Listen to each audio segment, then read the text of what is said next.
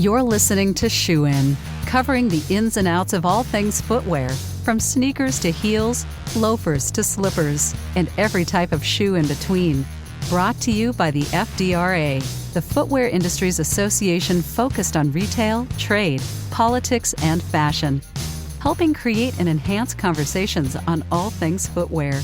Shoe In Show listeners, welcome back to this episode of the podcast. This is the Shoe Industries Business Podcast. We talk about all things footwear supply chain, all things compliance. And my partner in crime on today's episode is, of course, Thomas Crockett. Thomas, you are our lead on helping companies understand the UFLPA and the compliance from a regulatory perspective. I lead on the shoe waste program and compliance on the sustainability side, along with Andy. And we've had a long time partnership with the company Elevate for, since 2008. We've been partnering with Ian Spalding and then subsequently the broader Elevate team for many years. And so I'm super excited. We've had Ian on the podcast, I think, twice, but we haven't had other members of the team. And so today we have not one, but two Elevate professionals and experts to help guide us through what's happening in the compliance space. So Thomas, who do we have on Shoe In Show today? So we're very excited. We have Suzanne van Huijgevoort and Myrna Grief with Elevate to talk through some of these issues that you mentioned. And there's really a lot to cover because a lot's happening with sustainability, a lot's happening with the UFLPA. So traceability is such a huge issue. So we're really glad to have these guests on today to talk through some of these issues. Yeah, so let's get right out of the way. Suzanne, we'll start with you, and then Myrna will go to you. What's your role at Elevate, and kind of what's on your typical to-do list as you come to work every day? Oh, it's a great question, and thanks for having us. So I'm an associate director with Elevate, and I co-lead our North America consulting team.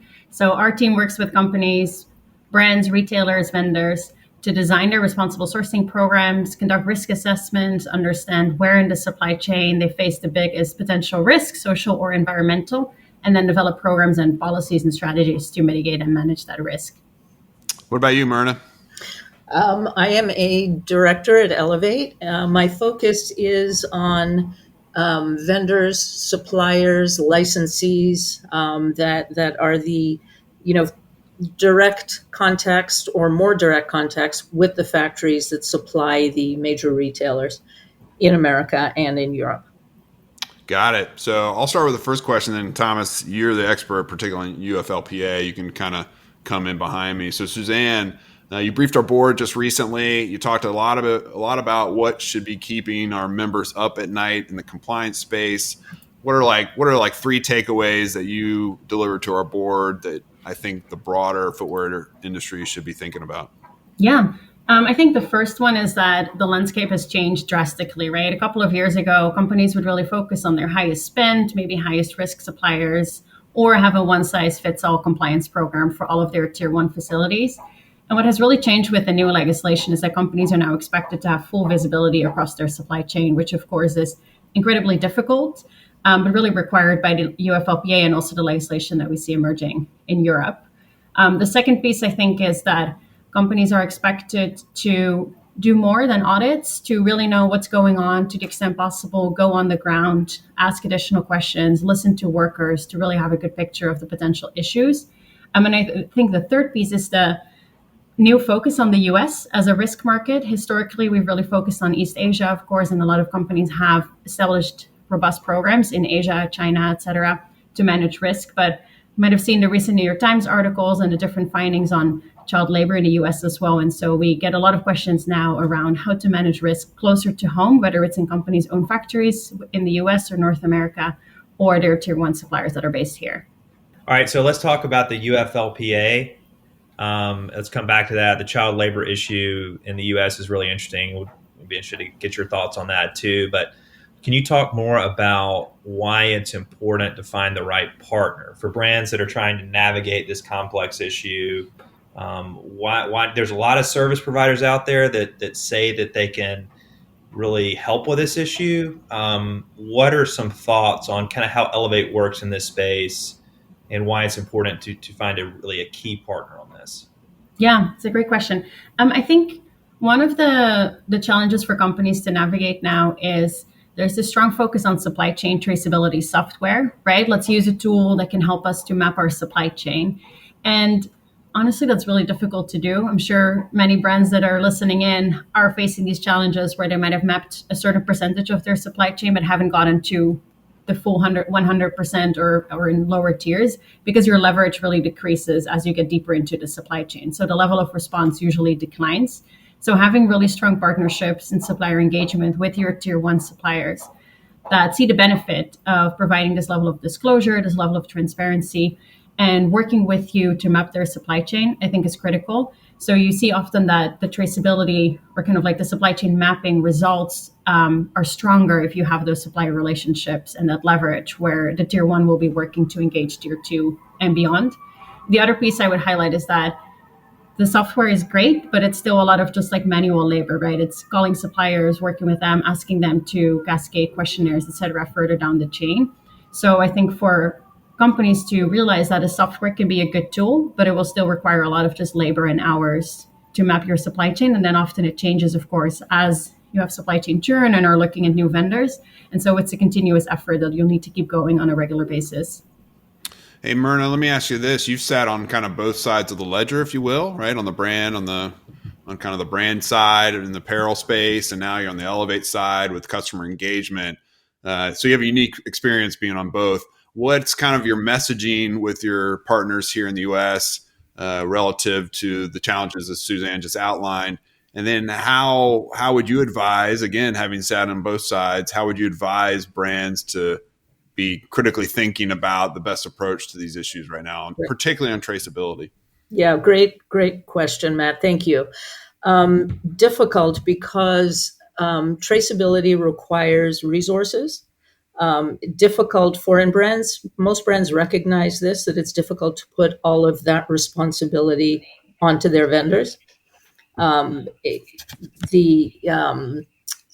guidance has been supply chain management, really. Risk analysis and supply chain management, as Suzanne said. Understand where your risks are in terms of the UFLPA. Easier to define with a sanction list that U.S. Customs has come up with. A little bit more difficult to define when you look at forced labor more broadly, which exists in a whole lot of countries that will eventually make their way onto customs plate. And so what we focus on with vendors, number one is engagement with brands. Speak to brands, tell them what you're doing in this space. Right? Everybody wants help in managing this and managing these mapping exercises, which can be overwhelming.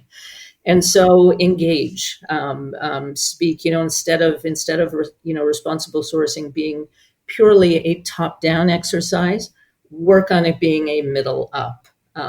Engage in factory training. All of that's important. It's really important for all of the players to be communicating and working on common solutions. To one question that I have too is we have all different types of listeners that are hearing this, all different size companies. What, Suzanne and Myrna, would you advise the smaller companies that are trying to navigate these traceability issues, whether it's sustainability or it's the UFLPA? How do you navigate that if you don't have a ton of resources? So Suzanne, let's start with you on that. What are your thoughts on that? Yeah, it's a good question. And I think it really depends on how the business is structured, right? If you're a smaller company and you have a smaller supply chain, sometimes actually you see that smaller brands have really strong relationships with a number of key vendors. And so in a way, they're almost better positioned to manage this to the extent that they can do it with their own resources in-house. And some of that is definitely possible. It becomes a lot more difficult if you're a smaller company, but you're sourcing from a whole variety of vendors and it changes year over year. I don't think there's a very easy answer in that scenario. It's really, and I think that's one of the things that UFLPA is putting on the agenda for a lot of companies, right? Is like, how do we maintain our business model while preparing to respond to some of this new legislation? Because if you're changing suppliers, a lot, and you have a fair degree of or a lack of visibility in your supply chain, it's honestly probably impossible to to fully comply with some of this legislation. Then I would say focus on strong policies, screen new suppliers that you're bringing in. So at least anyone that's coming in now has been verified and assessed. But yeah, definitely not that easy if that's kind of the business model your company's based on. Myrna, what would you say? Well, knowing, vendors of all sizes, I would say that it's pretty typical that vendors have an on-site presence of some sort at the factories that are producing for them. In many cases, it's quality. In some cases, it's production. Some, even smaller companies, do have offices overseas. And so training in environmental and forced labor issues can be done and is being done by some, where they have their people that are already on the ground trained to monitor, not specifically to collect a whole lot of information, but to monitor for violations that are called out, that they're trained to pay attention to and look for. So utilizing local teams, it would be advice that we would give to smaller vendors as well. I like that local team approach, Myrna. One of the frustrations I have is that these are Western companies that share Western values that have been pronouncing these values for decades in some cases, and are being judged, and often is the case by policymakers, as if guilty until proven innocent. In fact, the legislation essentially, the UFLPA essentially does that, right?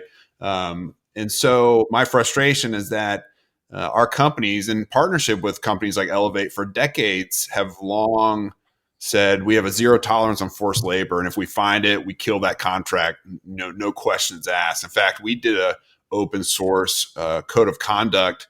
We wrote it in partnership with Elevate. This was over a decade ago. We pulled together all the different codes of conduct in footwear and retail with this huge spreadsheet. It took us about 6 months to aggregate all of them, and we boiled it down to a code of conduct that the industry could adopt.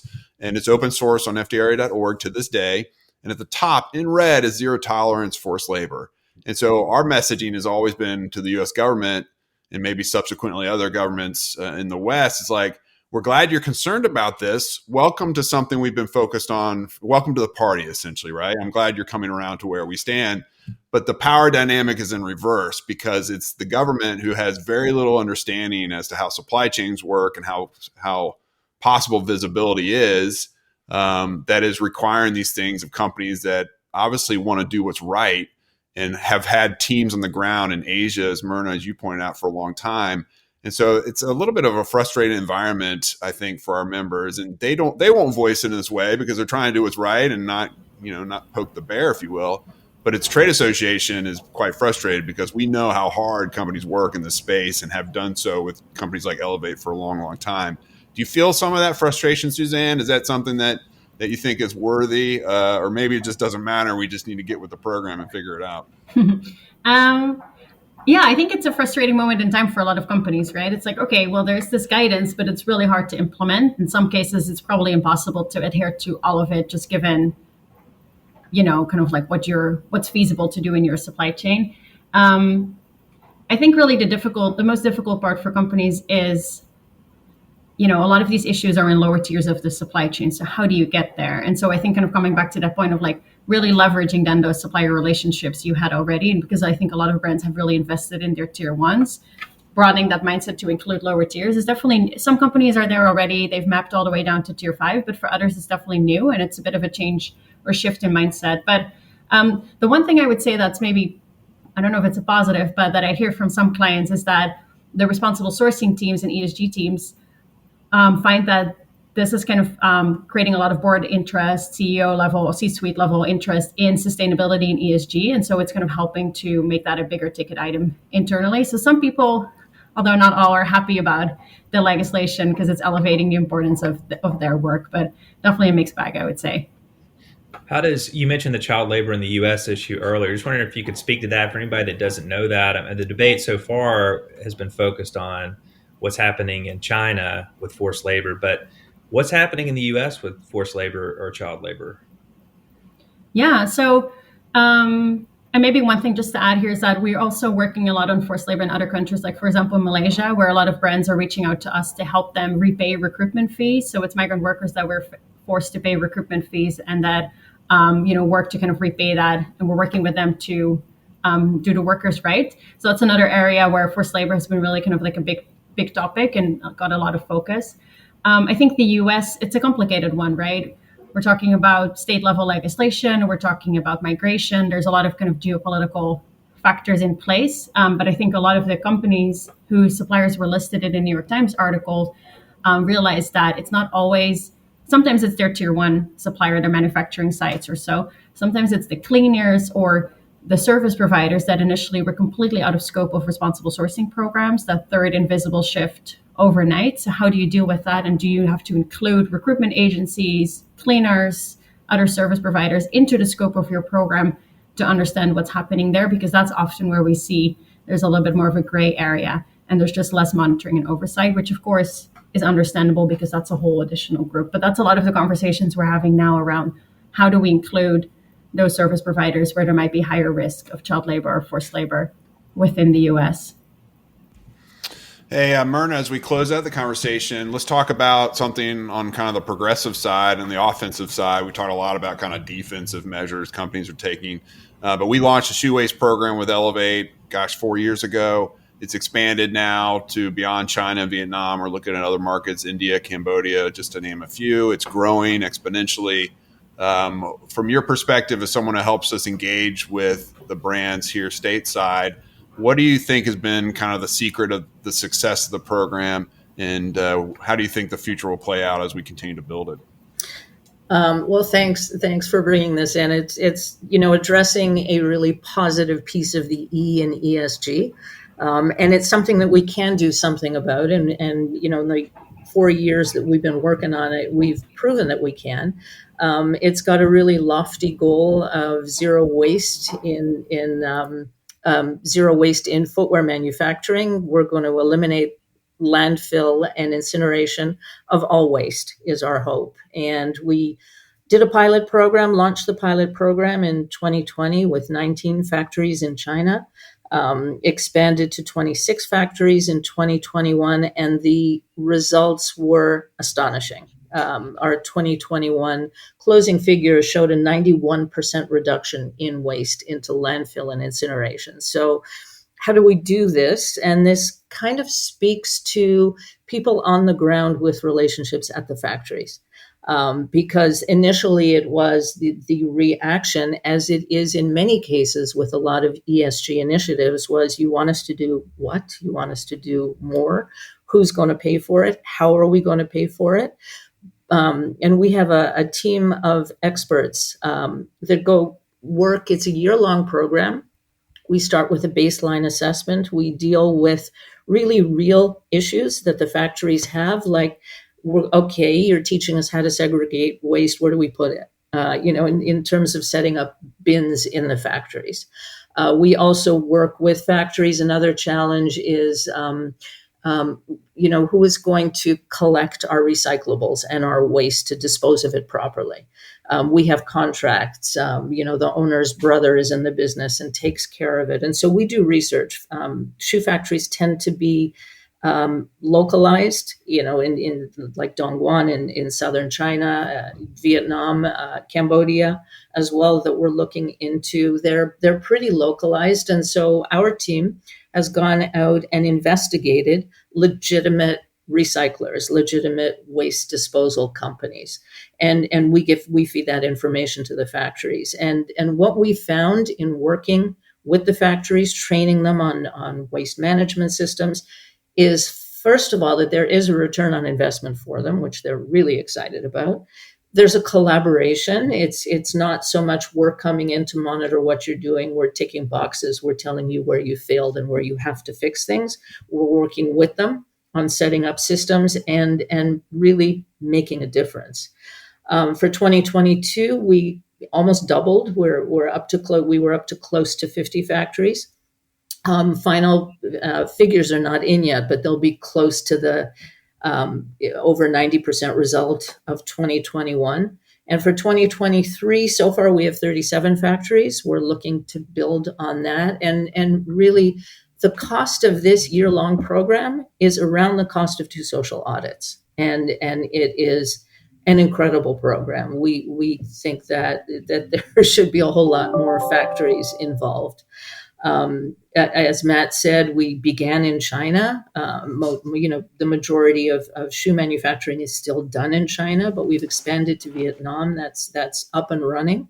We just started in India. We're going to be starting in Cambodia and looking to expand as footwear sourcing expands. We're going to follow that curve and be with it. But the program is so incredible that factories who were in the first 2 years have come back and said, what's next? So we have a continuity program that we've just launched in 2023 where we're monitoring, we're going on site and monitoring what they're doing. We're also expanding the program to include metrics and coaching on wastewater and carbon emissions.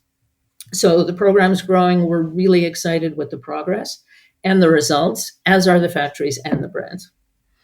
I couldn't have said it better myself, Myrna. I appreciate Elevate's partnership, and I appreciate both you and Suzanne coming on today to talk more about these issues. And it speaks to the depth and breadth of your client base and how you partner with a ton of brands, not just in the apparel and footwear sectors, but even beyond that, tech and other manufacturing.